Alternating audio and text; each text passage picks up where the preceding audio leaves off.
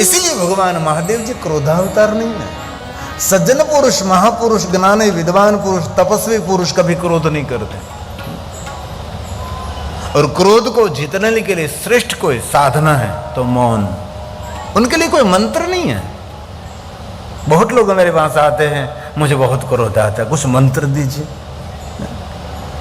क्रोध को अंकुश में रखने के लिए दुनिया में कोई मंत्र नहीं है, कहीं कभी भी नहीं, कोई शास्त्र में भी नहीं।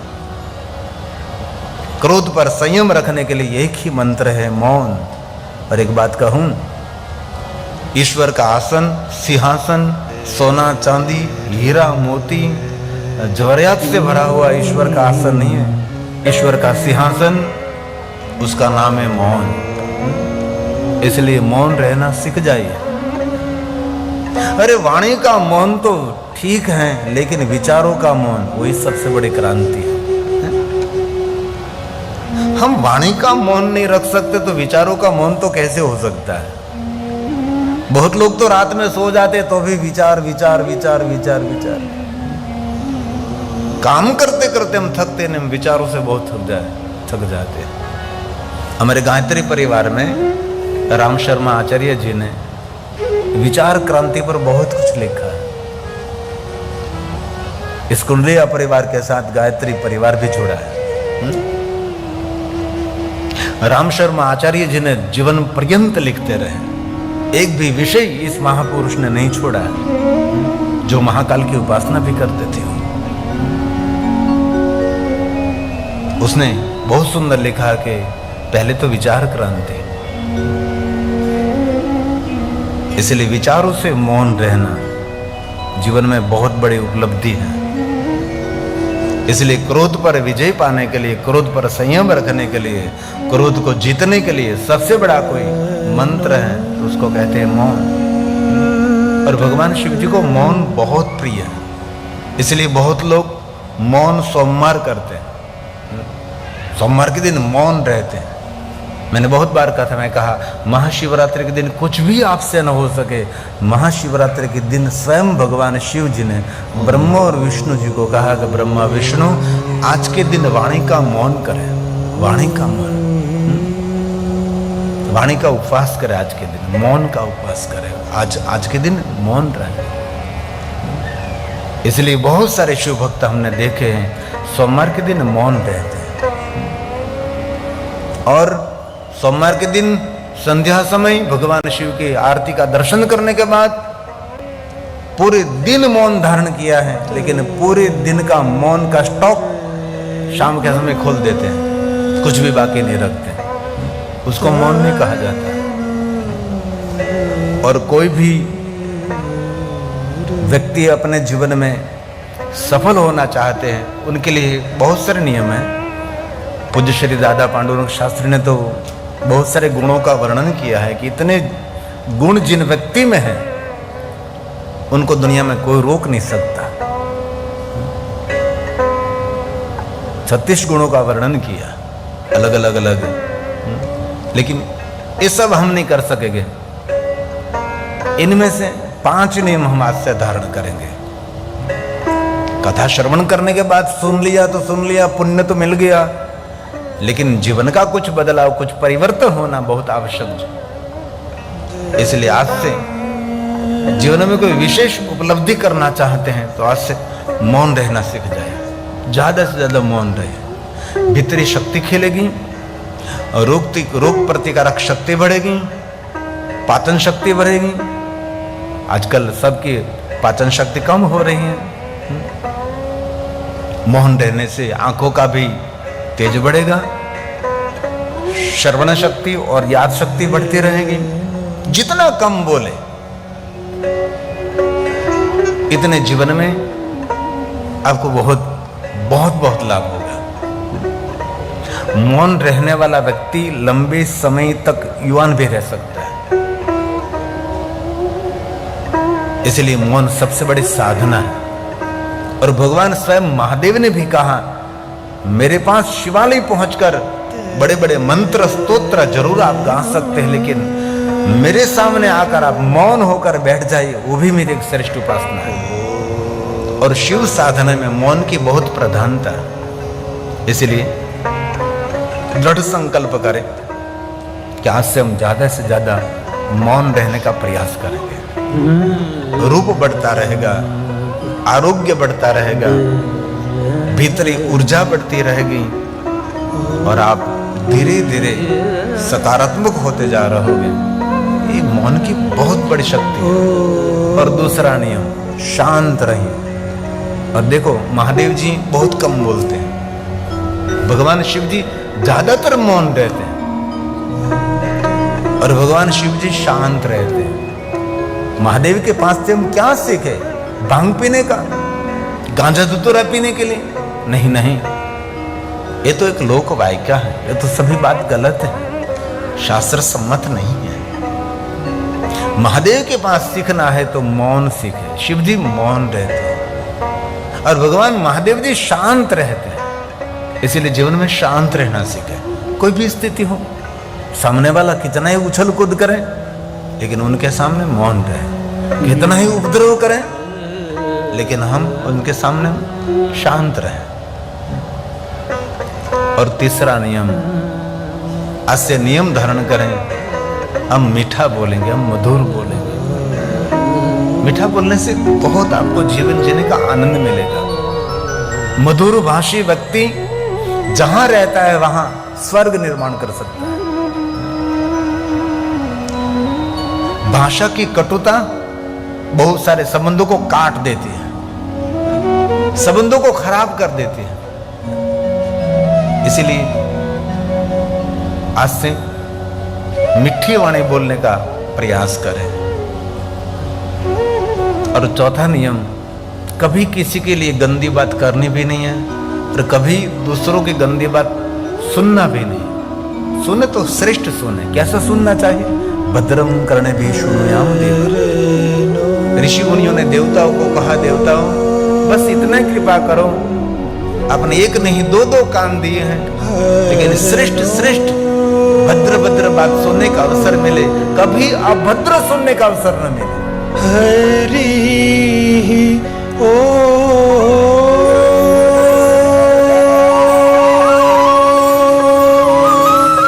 भद्रं कर्णे शृणुयाम देवा। हे देवता, बस इतनी कृपा करो। भद्रं पश्येम क्षभिर्जत्रा स्थिरैरङ्गे स्तुष्टुवाघुसस्तनु वीर्यशेमहि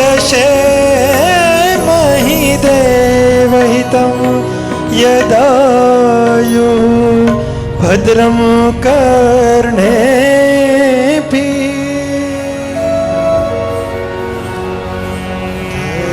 इसलिए किसी की गंदी बात सुनना भी नहीं है और करना भी नहीं। और पांचवा नियम, शुद्ध शाकाहारी और निर्व्यसनी रहे।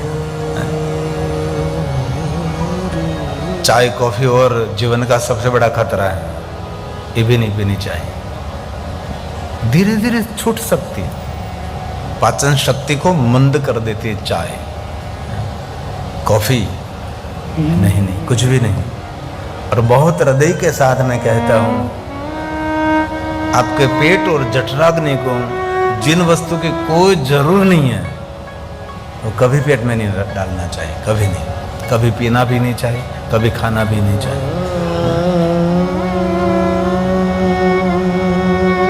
इसलिए जीवन जीने का साधन शरीर है, खलु साधना।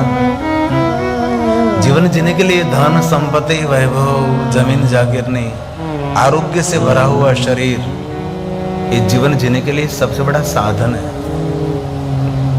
लेकिन आरोग्य से भरा हुआ शरीर हमारे पास नहीं है तो दुनिया का सबसे बड़ा आप भिखारी है। आरोग्य से भरा हुआ शरीर, इसलिए आरोग्य कैसे रहेगा? संयम से, नियम से। लेकिन संयम भी नहीं है, नियम भी नहीं है। जीवन के बहुत सारे नियम बनाना पड़ता है। और हमारी कथा क्षेत्र तो ये वन मैन कथा है, इसलिए बहुत ध्यान रखना पड़ता है। इसलिए कोई भी क्षेत्र में आप सफल होना चाहते हैं आरोग्य आपके लिए पहली बात है। आरोग्य नहीं है तो आपके पास कुछ भी नहीं है। कभी कभी दया आती है। 25 साल का लड़का लड़की कहते मुझे एसिडिटी हो गई, मुझे गैस हो गया। अब इतने छोटी उम्र में आपको ये सब कुछ हो रहा है, तो 50 साल का आप हो जाओगे तब क्या होगा आपका। इसीलिए थोड़ा सा तो गंभीर बने, शुद्ध शाकाहारी। जठराग्नि को कभी गंदी नहीं करनी चाहिए। तो कोई व्यसन नहीं, कोई व्यसन का बंधन नहीं है। इसलिए आज से मौन रहने का हम प्रयास करेंगे जीवन में सफल होने के लिए। इसलिए भगवान विष्णु जी ने नारद जी को कहा कि नारद, अपने क्रोध करके शिव गुणों को श्राप दिया, अपने क्रोध करके मेरा भी आपने अनादर किया। दूसरों का अनादर करने से समाज के अंदर से हमारा आदर धीरे धीरे कम हो जाता है। नारद, सबका आदर करना चाहिए, सबका सम्मान करना चाहिए। नारद जी, आपने तो अनादर कर दिया। दूसरों का अनादर करने से कभी आनंद नहीं मिलता नारद। दूसरों का अनादर करने से हमेशा संताप मिलता है, उद्वेग मिलता है, उसका चित्त भयभीत रहता है नारद। तब नारद जी ने कहा, भगवान श्री हरि, भगवान विष्णु जी, मेरे हृदय में संताप हो रहा है, तो संताप में से मैं कैसे मुक्त हो सकता हूं। तब भगवान विष्णु जी ने नारद जी को कहा कि नारद, दूसरों को श्राप देने से हमारे पास जितना पुण्य है सभी पुण्य का क्षय हो जाएगा। इसलिए आपका पुण्य का क्षय हो गया। इसलिए साधु पुरुष, महापुरुष कभी दूसरों को श्राप नहीं देते। और मैं भी हृदय से प्रार्थना करता हूं, जीवन को सुरक्षित रखना है तो कभी दूसरों को श्राप नहीं देना। बहुत लोगों को आदत होती दूसरों को श्राप देने की, तेरा ऐसा हो जाए, तेरा वैसा हो जाए। अब तो ठीक हो गया, पढ़ाई लिखाई समाज में बढ़ रही है। बाकी तो हम देखते थे गांव के अंदर, दूसरों को तो श्राप देने के लिए नहीं जाते थे हम। सासू वहू को श्राप देती थी, वहू सासू को श्राप देती थी, यही चलता रहता था। हम पड़ोसी को श्राप देते थे। और बहुत सारे ऋषि मुनियों की कथा मेरे शास्त्रों में है। कोई ऋषि मुनि इतने दुखी हो जाते हैं कि उनके पास उनकी सुरक्षा के लिए कोई भी साधन नहीं है, तब उस हाथ में कमंडल रखते थे, कमंडल में जल रखते थे। इसी समय कमंडल में से जल लेकर उसको श्राप दे देते थे। और बहुत सारे ऋषि मुनियों की हमने कथा सुनी है कि कभी कई ऋषि ने दूसरों को श्राप दिया, तब ये ऋषि समाज में नहीं रहता था। ये ऋषि सबको छोड़कर हिमालय पहाड़ों के कंदरा में चला जाता था। क्यों? ये ऋषि जानता था कि मैंने श्राप दिया है, इसलिए अब मैं खाली हो गया हूं। मेरा जो पुण्य का बैलेंस था वो सब कुछ नष्ट हो गया है, इसलिए समाज में मेरा कोई प्रभाव नहीं रहेगा। प्रभाव सोना चांदी हीरा मोती ब्रांडेड कपड़े बूट पहनने से नहीं, प्रभाव पुण्य से बढ़ता है। जिनके पास अधिक पुण्य रहता है उनका अधिक प्रभाव भी रहता है। पुण्य कहां से मिलता है? जप तप साधना अनुष्ठान उपासना पवित्रता सेवा दान यज्ञ यागादि तीर्थ यात्रा। और हमने बहुत बार कहा है, आपको दूर दूर प्रयोग करने के जाने की जरूर नहीं है। अब कहीं भी कोई भी कथा ए टू जेड, अब 9 दिन बहुत आदर और गहरी भक्ति के साथ नियम धारण करके, क्योंकि कथा सुनने के भी बहुत सारे नियम हैं। कभी अवसर मिले तो शिव महापड़ ग्रंथ के प्रारंभ में वक्ता और श्रोता के नियम है कि 9 दिन के लिए क्या नहीं करना चाहिए, कैसे संयमित जीवन जीना चाहिए, ये सभी नियम है। ये सभी नियम का अनुसरण करते हुए 9 दिन बहुत आदर और गहरी भक्ति के साथ आप कोई भी कथा श्रवण करना। 9वें दिन आपको पता लगेगा कि मेरे में कुछ तो है। आपकी आंख, आपकी वाणी में मृदुता, आप स्वयं आपके जीवन का बदलाव आप देख सकते हैं। यह अनुभूति का विषय है, कभी करना अनुभव कहीं भी। इसलिए पुण्य से प्रभाव रहता है, ब्रांडेड कपड़ों से नहीं, बहुत सारे सोने चांदी के आभूषणों से नहीं, कभी नहीं। हम लोग मानते हैं उनसे हमारा प्रभाव रहता है, कुछ भी नहीं। तो भगवान श्री हरि नारद जी को कहते हैं, विष्णु जी, नारद मैं जानता हूं आपने श्राप दिया, इसीलिए आपका पुण्य क्षय हुआ। जिन व्यक्ति का पुण्य क्षय हो जाता है उनको संताप के सिवा और कुछ भी नहीं मिलता। भगवान विष्णु जी नारद जी को कहते कि नारद, संताप में से छूटने के लिए मेरे पास एक उपाय है, दूसरा कोई उपाय नहीं, एक ही उपाय है। क्या भगवान विष्णु जी बोले? और ये कथा रामचरितमानस में भी आपने सुना होगा, आपने श्रवण की होगी कथा। भगवान विष्णु जी ने नारद जी को कह दिया कि नारद, संताप में से छूटने के लिए बस एक ही मेरे पास शब्द है, जप हो जाए शंकर सतनाम। भगवान शिव जी को याद करने से इसी समय मनुष्य संताप से मुक्त हो जाता है। ये रामचरितमानस की बात है, ये तुलसी का प्रसाद है। भगवान श्री हरि भगवान विष्णु जी नारद जी को कह रहे हैं, जप हो जाए। ऐसा क्यों नहीं कहा भगवान विष्णु जी ने कि मेरा नाम भजो? कथा तो राम कथा है। ऐसा क्यों नहीं कहा विष्णु जी ने कि श्री राम का नाम भजो? सभी नामों की महिमा है। लेकिन कभी कभी विद्वानों को प्रश्न उठता है कि ऐसा क्यों नहीं कहा कि ब्रह्मा जी का नाम भजो, इंद्र जी का नाम भजो? नहीं, भगवान श्री हरि भगवान विष्णु जी ने नारद जी को ऐसा क्यों कहा? ये संवाद का एक सुंदर पाठ है, क्योंकि संताप में से मुक्त करने वाले और कोई देवता नहीं, संताप में से मुक्त करने वाले भगवान महादेवी और कोई नहीं। इसलिए भगवान विष्णु जी ने नारद जी को कहा, हे नारद, जप हो जाए शंकर सतनाम,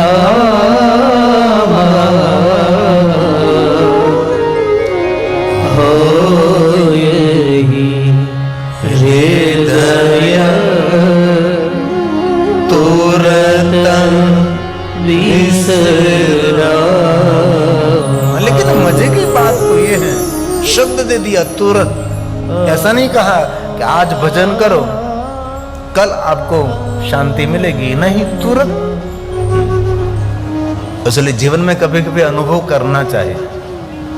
અને ક્યારેક ભીમ આવી ગયા ને ભગવાનને યાદ કરીએ એમ નહીં, કોઈ જગ્યાએ ભીમમાં ન આવી એ પહેલા ભગવાનને યાદ કરી, જેથી કરીને કોઈ જગ્યાએ આપણે હલવાઈએ નહીં. આપણો સ્વભાવ કેવો કે કોઈ જગ્યાએ તમે રસ્તા ન જડે ને ત્યારે બધાએ માનતાઓ કરવા લાગે કે ભગવાન અમારું કામ કરજે, હું આમ કરીશ આમ કરીશ. સામાન્ય એક માણસ સાથે જેવો વ્યવહાર આપણે કરતા હોઈએ. હનુમાનજીને માનતા કરી એક શ્રીફળ વધેરી જાય છે, અને પાછું કામ થાય તો શ્રીફળ વધેરવાનું, કામ ન થાય તો શ્રીફળ નહીં વધેરવાનું, તો પછી એ વાદા પૂરા. ભગવાન સાથે કેવો આપણો વ્યવહાર છે, પરમાત્મા સાથે આપણે કેવી માનસિક સંકુચિતતા છે. કભી અનુભવ કરના, કભી જીવન મેં એવા દિવસો ન આવી ભગવાનને પ્રાર્થના કરી પણ ક્યારેક ઉદ્વેગ, સંતાપ, अणगमो है तो बस भगवान शिव जी का भजन करिए. महादेव के नाम में अद्भुत शक्ति है. जड़मों में से आपका संताप दूर दूर तक दिखाई भी नहीं देता. ये रामचरितमानस की चौपाई नहीं, ये मंत्र है. जप हो जाए शंकर सतनाम,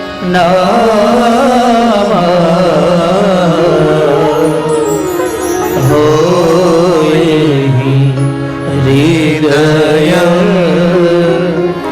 तुरंत विसराम, हो हृदय तुरंत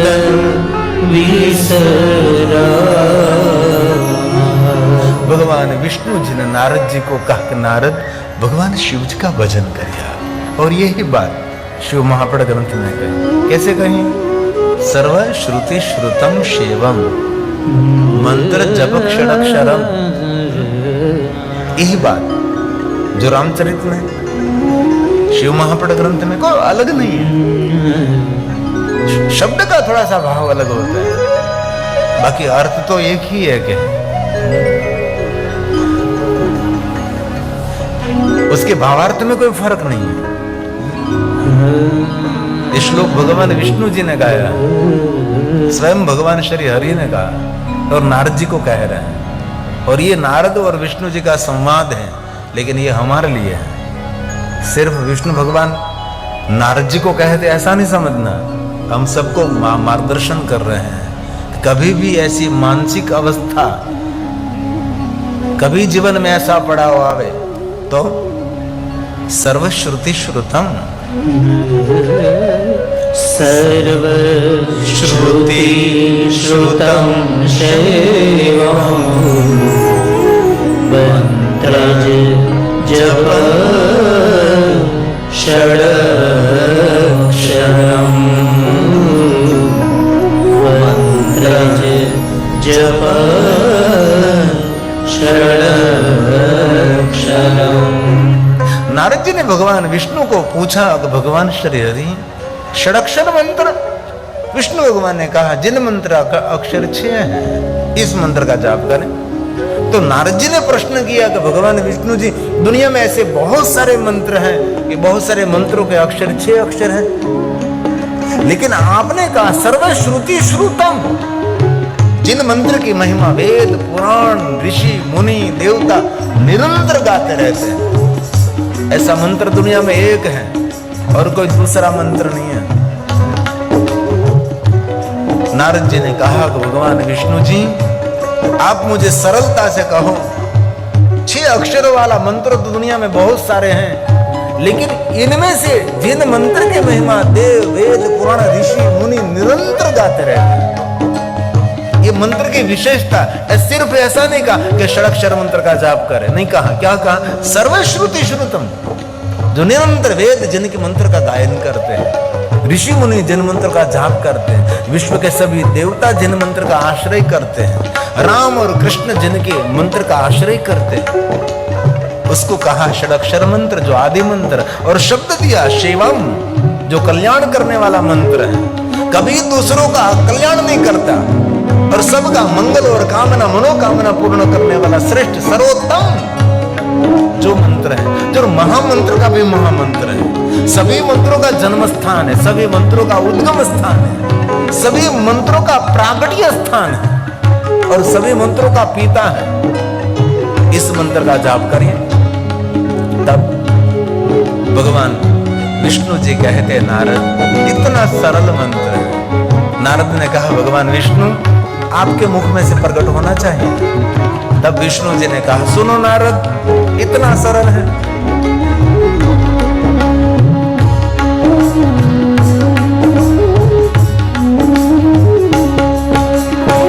नमः शिवाय नमः शिवाय नमः शिवाय नमः शिवाय नमः शिवाय नमः शिवाय नमः शिवाय नमः शिवाय नमः शिवाय नमः शिवाय नमः शिवाय।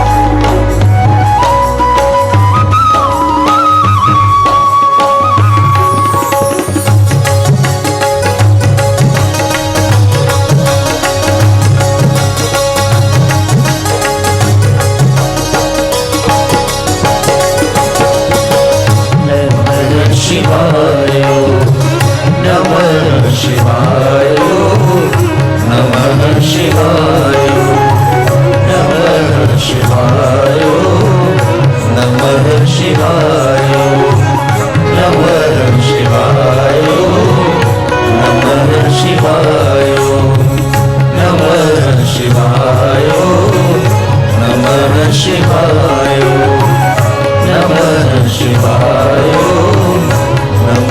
नमः शिवाय नमः शिवाय नमः शिवाय नमः शिवाय नमः शिवाय नमः शिवाय